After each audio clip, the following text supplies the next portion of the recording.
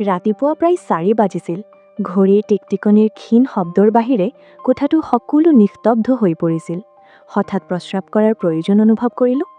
প্ৰিয়া নৱক যাতে হাৰ নাপায় তাৰ বাবে ভৰি দুখন লাহেকৈ মজিয়াত থৈ মই মনে মনে বিচনাৰ পৰা উঠি আহিলোঁ। বাথৰুমৰ দুৱাৰখন খুলিলেও মই শব্দ নোহোৱাৰ বাবে সাৱধান আছিলোঁ।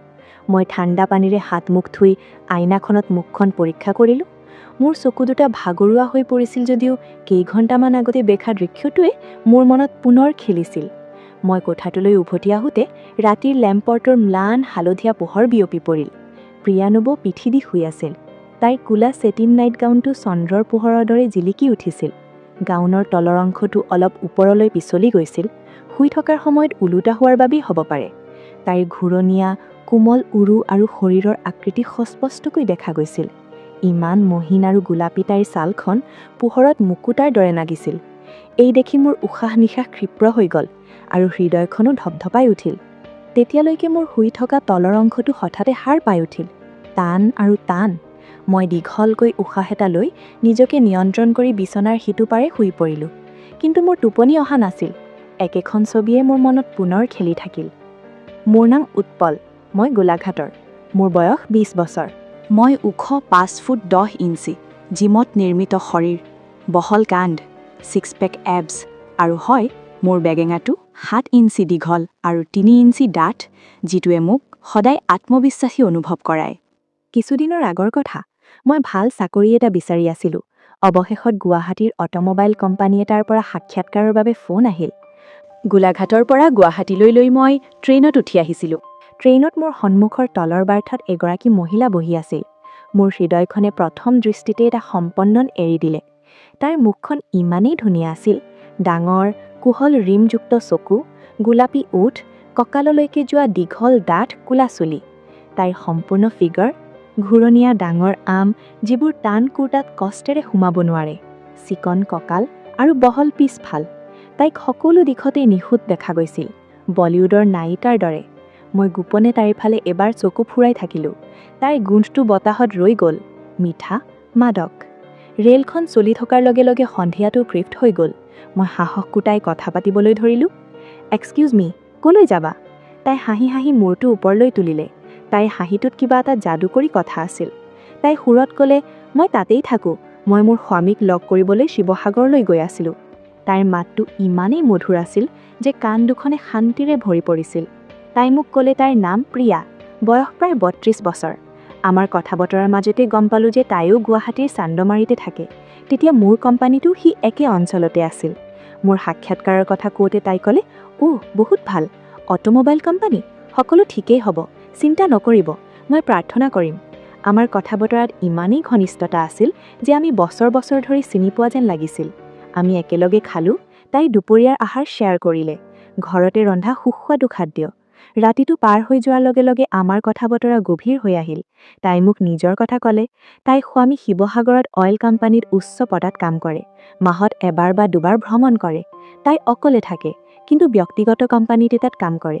মই তাইৰ ফালে চাই থাকিলোঁ। প্ৰতিটো ইংগিততে যৌনতা বিকিৰণ হৈ আছিল। 11 বজাত গুৱাহাটী ষ্টেচনত ৰৈছিল ৰেলখন। আমি দুয়ো নামিলোঁ। তাইৰ বেগটো বৰ গধুৰ আছিল, 2টা ডাঙৰ ছুটকেছ। মই ক'লোঁ, মোক দিয়ক, মই কঢ়িয়াই লৈ যাম। তাই হাঁহিলে, বহুত বহুত ধন্যবাদ। ষ্টেচনৰ বাহিৰত গভীৰ নিশা আছিল, নিস্তব্ধ, ঠাণ্ডা বতাহ। অটো, টেক্সি দেখা পোৱা নাছিল। ৰাতিটো ক'ত থাকিবা? চিন্তাৰে ভৰা মাতত তাই সুধিলে। হোটেল বিচাৰি পাম। ৰাতিৰ এই সময়ত কঠিন হ'ব আৰু ব্যয়বহুলো। অসুবিধা নাই যদি মোৰ ঘৰলৈ আহক, ওচৰতে 10-15 মিনিট খোজকাঢ়িলে পামগৈ। তাই মোক সহায় কৰিলে। অকলে বেগবোৰ কঢ়িয়াই নিয়াটো কঠিন আছিল। মই অলপ দ্বিধাবোধ কৰিলোঁ, কিন্তু ভিতৰে ভিতৰে সুখী হৈ পৰিলোঁ। ঠিক আছে, যদি আপত্তি নাই। আমি খোজকাঢ়িবলৈ ধৰিলোঁ। বাটত আমি আড্ডা মাৰিলোঁ। তাই হাঁহি, খোজকাঢ়াৰ ধৰাণ, নিতম্ব 2টা দোলা দিয়া। ঘৰ পাওঁতে সৰু ফ্লেট এটা আছিল, কিন্তু পৰিষ্কাৰ আৰু ভালদৰে সজাই থোৱা আছিল। লেভেণ্ডাৰৰ এটা ক্ষীণ গোন্ধ। পৰিয়ালৰ ফটোবোৰে দেৱালবোৰ শোভা বঢ়াইছিল, কিন্তু স্বামীৰ ফটোখনত তেওঁ দূৰেৰে পৰা চাহি সুখী যেন দেখা নাযায়।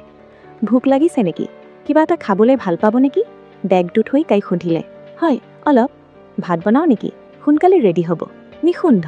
তাই হাঁহি হাঁহি ক'লে, ঠিক আছে, মই সলনি কৰিম। সেই কোঠাটোলৈ গৈ ফ্ৰেছ হ'ব পাৰিবা। তাত টাৱেল আৰু কাপোৰ বিচাৰি পাবা। মই অতিথিশালালৈ গ'লোঁ। গা ধুই ফ্ৰেছ হৈ পৰিলোঁ। তাইৰ স্বামীৰ কিছুমান কাপোৰ আছিল, শৰ্ট আৰু টি চাৰ্ট। মই সেইবোৰ পিন্ধিলোঁ। মই ওলাই আহোঁতে প্ৰিয়া পাকঘৰৰ পৰা ওলাই আহি আছিল।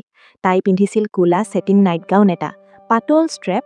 গাউনটো তাইৰ শৰীৰত আঁকোৱালি লৈছিল। তাইৰ আমৰ আকৃতি সস্পষ্টকৈ দেখা গৈছিল। কঁকালটো উদং, উৰু দুটা আধা উন্মোচিত আছিল। তাইৰ চুলিখিনি ঢিলা আছিল আৰু তাই লাহেকৈ মেকআপ কৰি আছিল। তাইক কিলাৰ যেন ধুনীয়া লাগিছিল। মোক কেনেকুৱা দেখা যায়? দুষ্ট হাঁহি মাৰি সুধিলে। বহুত, বৰ ধুনীয়া। মই থতমত খাই গ'লোঁ। হাঁহি হাঁহি তাই পাকঘৰত সোমাই গ'ল। ঘিউ আৰু মছলাৰ সুগন্ধে তাইৰ মাজেৰে উৰি গৈছিল। অলপ সময়ৰ ভিতৰতে খাদ্য সাজু হৈ উঠিল। চাউল, আলু ফুলকবি তৰকাৰী আৰু দালি। আমি ডাইনিং টেবুলত বহি একেলগে খালোঁ। আমি কথা পাতি থাকিলোঁ। তোমাৰ পৰিয়াল? মোৰ মা দেউতা গোলাঘাটত। মই এজন অবিবাহিত। প্ৰেমিকা? তাই চকু টিপিয়াই ক'লে। এজনী আছিল, কিন্তু ব্ৰেকআপ হৈ গ'ল। তাই হাঁহিলে। ভাল, এতিয়া আৰু এটা ভাল পাবা। খাদ্য সুস্বাদু আছিল। খাই থাকোঁতে আমাৰ চকু দুটা লগ হৈছিল আৰু আমি লাজত ৰঙা পৰি গৈছিলোঁ। আমি খাই শেষ কৰি একেলগে বাচন বৰ্তন চাফা কৰিলোঁ। মই পাকঘৰত ওচৰতে থিয় হৈ তাইৰ শৰীৰৰ উষ্ণতা অনুভৱ কৰিব পাৰিলোঁ। তাৰ পিছত তাই ক'লে, আপুনি সোনকালে সাৰ পাব লাগিব নহয়? জিৰণ লওক। হয়, কিন্তু মই ক'ত শুব লাগে? মোৰ লগত শুই থাকক। গেষ্ট ৰুমৰ এচিটো বেয়া আৰু বিচনাখনো সৰু। ইয়াত ডাঙৰ বিচনা এখন আছে। আহক। মই দ্বিধাবোধ কৰিলোঁ। নাই, যদি কোনো সমস্যা নাই? কোনো সমস্যা নাই। আমি দুয়ো এডাল্ট নহয়নে? হাঁহি মাৰি ক'লে। অৱশেষত মই মান্তি কৰিলোঁ। আমি বিচনাত শুই পৰিলোঁ। তাই লাইটবোৰ বন্ধ কৰি দিলে। কেৱল ৰাতিৰ লেম্পটো জ্বলি থাকিল। আমি অলপ সময় কথা পাতিলোঁ, জীৱনৰ কথা, সপোনৰ কথা। তাৰ পিছত মোৰ টোপনি আহিবলৈ ধৰিলে। কিন্তু সেই নিশা বাথৰুমৰ পৰা উভতি আহোঁতে সেই দৃশ্যটো, গাউন ওপৰত, হয়তো তাই পেণ্টি পিন্ধা নাছিল। তাইৰ মহীন অংশ আৰু ঘূৰণীয়া আম দুটা সস্পষ্টকৈ দেখা গৈছিল। মই নিজকে নিয়ন্ত্ৰণ কৰিলোঁ, কিন্তু গোটেই ৰাতিটো বাগৰ সলনি কৰি থাকিলোঁ। ৰাতিপুৱা 7 বজাতে সাৰ পালে। চাহ বনালে। উঠা, এলেহুৱা ল'ৰা, হাঁহি মাৰি ক'লে। তাইৰ চকুত এতিয়া এক বেলেগ জিলিকনি আছিল। তাইৰ কথাবোৰৰ ডাবল মিনিং আছিল। তুমি যোৱা ৰাতি ভালকৈ শুইছিলা নেকি? হয়, কিন্তু মোৰ ভাল সপোন আছিল। তাইৰ লাজত ৰঙা পৰি গ'ল। মই সাজু হৈ সাক্ষাৎকাৰলৈ ওলাই গ'লোঁ। গোটেই দিনটো ষ্ট্ৰেছত আছিলোঁ, কিন্তু ভালেই হৈছিল।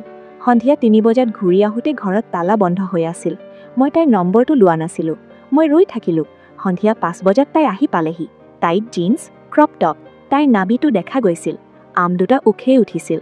তাইক আচৰিত ধৰণে দেখা গৈছিল। ক্ষমা কৰিব ফ্ৰেণ্ড, অফিচলৈ দেৰি হৈ গৈছিল। তোমাক পাহৰি গৈছিলোঁ। মই হাঁহি হাঁহি তাইক সাবটি ধৰিলোঁ। লঘু আলিংগন এটা আছিল, কিন্তু তাইৰ শৰীৰটো গৰম হোৱা যেন অনুভৱ কৰিলোঁ। আমি ভিতৰলৈ সোমাই গ'লোঁ। তাই সলনি কৰি উভতি আহিল। লুজ লোৱাৰ আৰু টি চাৰ্ট, কিন্তু তাই ভিতৰত একো পিন্ধা নাছিল। তাইৰ ভিতৰত দেখা গৈছিল। কোৱা, কি হ'ল? চাকৰিটো পাইছোঁ। 3 দিনত যোগদান কৰিম। তাই মোক আনন্দেৰে সাবটি ধৰিলে। তাইৰ আম দুটা মোৰ বুকুত হেঁচা মাৰি ধৰিলে। অভিনন্দন, কিন্তু ঘৰলৈ কিয় যাবা? কাপোৰ আৰু বস্তু পাবলৈ? আপুনি ঘূৰি আহিব নহয় জানো? তাইৰ চকুত অস্থিৰতা। হয়, নিশ্চিতভাৱে। গতিকে আজি এটা পাৰ্টি, আপোনাৰ চাকৰিটো চেলিব্ৰেট কৰিবলৈ। মোৰ হাতত টকা নাই, মই দিম। যাও, হুইস্কি, ফল, শুকান ফল আৰু চিগাৰেট আনোগৈ। মই গৈ ভাল বটল এটা কিনিলোঁ।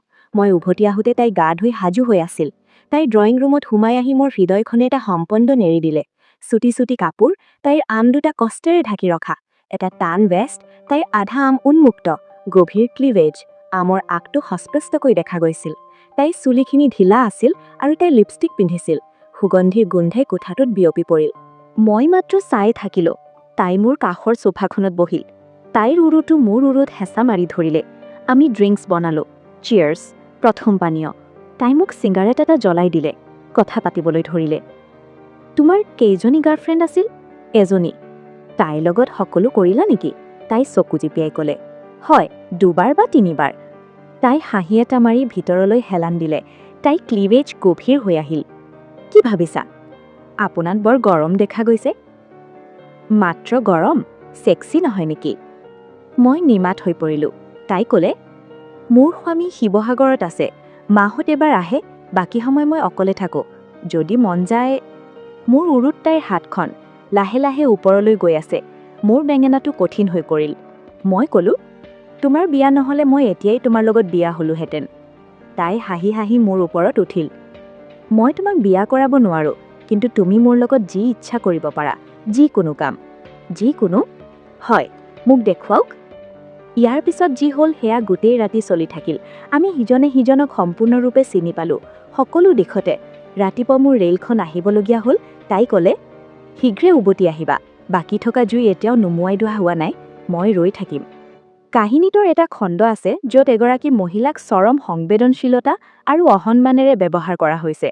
এনে পৰিস্থিতিয়ে আমাক শিকাইছে যে যিকোনো সম্পৰ্কত, পাৰিবাৰিক হওক বা বন্ধুত্বপূৰ্ণ হওক, মানৱীয় মৰ্যাদা আৰু শিষ্টাচাৰক সন্মান কৰাটো অতি গুৰুত্বপূৰ্ণ। এটা প্ৰকৃত সম্পৰ্ক তেতিয়াই ফুলি উঠে যেতিয়া দুয়োপক্ষই ইজনে সিজনৰ আত্মসন্মানক সন্মান কৰে। আমি এজন ব্যক্তিৰ ব্যক্তিগত সীমাবদ্ধতাক সন্মান কৰিবলৈ শিকিব লাগিব আৰু তেওঁক কেতিয়াও অস্বস্তি অনুভৱ কৰাব নালাগে। কাহিনীটোৰ এটা মূল অংশই দেখুৱাইছে যে নৈতিকতা আৰু আত্মনিয়ন্ত্ৰণৰ অভাৱে মানুহক কেনেকৈ বিপথে পৰিচালিত কৰিব পাৰে। অৰ্জুনে নিজৰ আৱেগ নিয়ন্ত্ৰণ কৰিব নোৱাৰাটোৱে প্ৰমাণ কৰে যে কাৰোবাৰ প্ৰতি আকৰ্ষিত হোৱাটো স্বাভাৱিক হয়। তথাপিও আত্মনিয়ন্ত্ৰণ বজাই ৰখাটো অতি গুৰুত্বপূৰ্ণ। প্ৰতিটো পৰিস্থিতিত আমি মনত ৰাখিব লাগিব যে আমাৰ কাৰ্যই কেৱল নিজকে নহয়, আনকো প্ৰভাৱিত কৰে। গতিকে আমি আমাৰ চিন্তা আৰু ইচ্ছাক নিয়ন্ত্ৰণ কৰিব লাগিব, সংযম বজাই ৰাখিব লাগিব আৰু নৈতিক কম্পাছক আঁকোৱালি ল'ব লাগিব। সম্পৰ্কত বিশ্বাস আৰু সন্মানৰ গুৰুত্বও গল্পটোৱে আমাক শিকাইছে। কাহিনীটোৰ চৰিত্ৰবোৰৰ মাজত হোৱা পাৰস্পৰিক ক্ৰিয়াই এই কথা প্ৰমাণ কৰে। বিশ্বাস আৰু সন্মানৰ অভাৱত সম্পৰ্ক যে বেছিদিন টিকি থাকিব নোৱাৰে, সেয়া স্পষ্ট। বিশেষকৈ পুৰুষ-মহিলাৰ সম্পৰ্কত সন্মান আৰু মৰ্যাদাৰ বিশেষ স্থান আছে। ভাই-ভনী, বন্ধু বা সহকৰ্মীৰ মাজতে সম্পৰ্ক হওক, ইজনে সিজনৰ প্ৰতি সততা আৰু সন্মান সৰ্বোচ্চ। কেনেদৰে অস্বাভাৱিক চিন্তা আৰু স্বাৰ্থপৰতাই কাৰোবাক ক্ষতি কৰিব পাৰে, সেয়াও কাহিনীটোৱে স্পষ্টকৈ বুজাইছে। যিকোনো সম্পৰ্কত স্বাৰ্থপৰতা পৰিহাৰ কৰিব লাগে, কিয়নো ইয়াৰ দ্বাৰা সম্পৰ্ক ভাঙি ক্ষতিগ্ৰস্ত হোৱাৰ সম্ভাৱনা থাকে। ব্যক্তিগত ইচ্ছা আৰু অনুভূতি আনৰ ওপৰত জাপি দিয়া বা স্বাৰ্থৰ বাবে শোষণ কৰাটো ভুল। আন এটা গুৰুত্বপূৰ্ণ শিক্ষা হ'ল এজন ব্যক্তিয়ে আত্মসচেতন হ'ব লাগিব আৰু নিজৰ ইচ্ছা আৰু অনুভূতি আৰু ক'ত সীমাবদ্ধ কৰিব লাগে সেই কথা বুজিব লাগিব। নৈতিক আৰু মানসিকভাৱে বিকশিত মানসিকতা থকা ব্যক্তিয়ে নিজৰ সীমাৰ প্ৰতি সচেতন হ'ব লাগে আৰু আনৰ প্ৰতি সংবেদনশীল হ'ব লাগে। নৈতিক আৰু মানসিকভাৱে বিকশিত ব্যক্তি হ'ল আনৰ অনুভূতি আৰু সীমাক সন্মান কৰা ব্যক্তি। সমাজত প্ৰতিজন ব্যক্তিয়ে দায়িত্ব পালন কৰিব লাগিব। যিকোনো অনৈতিক কাৰ্যই সমাজত নেতিবাচক প্ৰভাৱ পেলাব পাৰে। এই কাহিনীও আমাক শিকাইছে যে অনুশাসন আৰু সামাজিক দায়িত্ববোধক বুজি পোৱা আৰু মানি চলাটো গুৰুত্বপূৰ্ণ। সমাজৰ মূল্যবোধ আৰু আদৰ্শৰ বিৰুদ্ধে যোৱা যিকোনো কামৰ ক্ষতিকাৰক পৰিণাম হ'ব পাৰে। গতিকে প্ৰতিজন ব্যক্তিয়ে সমাজৰ প্ৰতি থকা দায়িত্বৰ প্ৰতি সচেতন হ'ব লাগিব। যিকোনো সম্পৰ্কৰ ভিত্তি বিশ্বাস, সততা আৰু পাৰস্পৰিক বুজাবুজিৰ ওপৰত নিৰ্মিত। যদি সম্পৰ্কবোৰ উমহীয়া ভিত্তিৰ ওপৰত ভিত্তি নহয়, তেন্তে সংঘাত আৰু বিভাজনৰ সৃষ্টি হোৱাটো স্বাভাৱিক। গতিকে সুস্থ আৰু দীৰ্ঘস্থায়ী সম্পৰ্ক নিশ্চিত কৰিবলৈ প্ৰতিটো সম্পৰ্কতে সময়ে সময়ে যোগাযোগ, বুজাবুজি, বিশ্বাস বজাই ৰাখিব লাগিব। কাহিনীটোৱে আমাক এইটোও শিকাইছে যে প্ৰতিটো পৰিস্থিতিত আমি আমাৰ বিবেচনা আৰু জ্ঞাত সিদ্ধান্ত লোৱাৰ ক্ষমতা ব্যৱহাৰ কৰিব লাগিব। ভুল সিদ্ধান্ত লোৱাই আমাৰ ক্ষতি কৰাই নহয়, আনৰ ওপৰতো নেতিবাচক প্ৰভাৱ পেলাব পাৰে। গতিকে যিকোনো পৰিস্থিতিত সুস্থ চিন্তা আৰু বুজাবুজি ব্যৱহাৰ কৰাটো অতি গুৰুত্বপূৰ্ণ। আমি এইটোও বুজিব লাগিব যে যিকোনো সম্পৰ্কত সমতা অতি প্ৰয়োজনীয়। সম্পৰ্কবোৰ সমান হ'ব লাগে, সেয়া ব্যক্তিগত হওক বা পেছাদাৰী। বৈষম্য উত্তেজনা আৰু সংঘাতৰ সৃষ্টি কৰিব পাৰে, যিটো কাৰো বাবে ভাল নহয়। নাৰীৰ প্ৰতি সন্মান, সংবেদনশীলতা, সমতা প্ৰতিখন সমাজৰ ভিত্তি হ'ব লাগে। কাহিনীটোৰ আন এটা মূল দিশ হ'ল সমাজত এটা সুস্থ মানসিকতা গঢ়ি তোলাৰ প্ৰয়োজনীয়তা, যিয়ে আনৰ অনুভূতি আৰু সীমাক সন্মান কৰে, সদিচ্ছা আৰু সহনশীলতাক সমৰ্থন কৰে। যিখন সমাজত মানুহে ইজনে সিজনৰ অনুভূতি আৰু সীমাক সন্মান কৰে, সেইখন সমাজতে সঁচা আৰু সুস্থ সম্পৰ্ক ফুলি উঠে। গতিকে প্ৰতিজন ব্যক্তিয়ে নিজৰ চিন্তা আৰু কৰ্মৰ প্ৰতি গুৰুত্ব দিব লাগে, যাতে তেওঁলোকে সমাজলৈ ইতিবাচক অৱদান আগবঢ়াব পাৰে। সামগ্ৰিকভাৱে এই কাহিনীটোৱে শিকাইছে যে আত্মনিয়ন্ত্ৰণ, নৈতিকতা, সন্মান আৰু সঠিক সিদ্ধান্ত লোৱা জীৱনত অতি গুৰুত্বপূৰ্ণ। আমি আমাৰ চিন্তা, ইচ্ছা, কৰ্মৰ প্ৰতি মনোযোগ দি আনৰ প্ৰতি সংবেদনশীলতা আৰু সন্মান বজাই ৰাখিব উচিত। আমি যেতিয়া এই শিক্ষাসমূহ পালন কৰিম, তেতিয়াহে আমি এখন উন্নত সমাজ গঢ়ি তুলিব পাৰিম, য'ত সকলোৱে সন্মান আৰু মৰ্যাদাৰে জীয়াই থাকিব পাৰিব। গতিকে বন্ধুসকল, এইটোৱে আছিল আজিৰ আমাৰ কাহিনী। কাহিনীটো ভাল লাগিলে লাইক, কমেণ্ট, ছাবস্ক্ৰাইব কৰিব